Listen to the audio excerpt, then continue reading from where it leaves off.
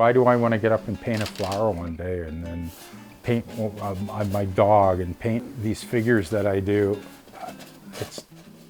I just have to do it. I don't know how to put it in words. I guess it's why does somebody want to sing? You know, why do you get up and want to sing or be a singer? Or why does somebody want to, you know, be in politics?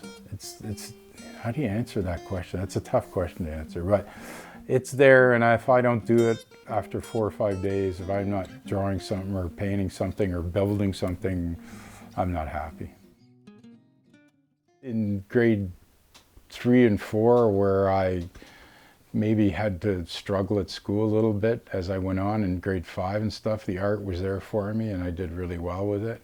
The art and the academics kind of went together, and I had this opportunity to go on a field trip with the Toronto Transit Commission. They took a bunch of kids out, and I got to work with some challenged kids on that trip. Just as a young kid, I just kind of volunteered, and it made me feel really good. So I think that was kind of my inkling that, yeah, I'd like to teach. Art to me was as important as math, English, any of those things, because I kind of taught it the same way.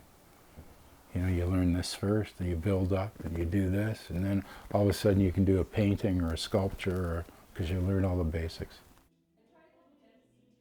I get inspired by this community and the people around here. I do this great show in Newburgh called Art Among the Ruins, and there's a show June 18th coming up this year, and if you have never been there, come to it. It's fantastic. And the last few years I've had old students and colleagues and old friends, they're coming by and buying my paintings.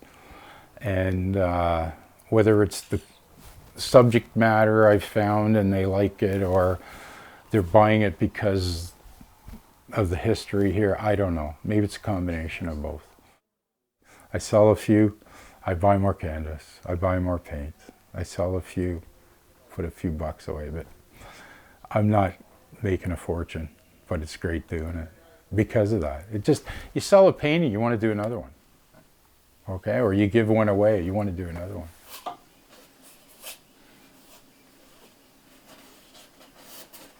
I had a chance to go to Tanzania in January of this year, and I was touched by these figures that I saw there, the Maasai. And when I got home, I thought I'd do some paintings. And this is the result of some of the figures that I saw in the landscapes while we were there.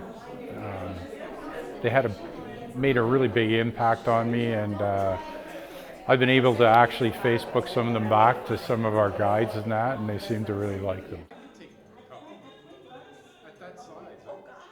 I just love to paint, and I love to draw, and I loved helping my kids. I'd sit down and help them, and they inspired me when I was a teacher. And you know, I started to take some courses while I was teaching and after I was teaching, and yeah, to do my own thing. I guess everybody that teaches art probably wanted to be some famous artist.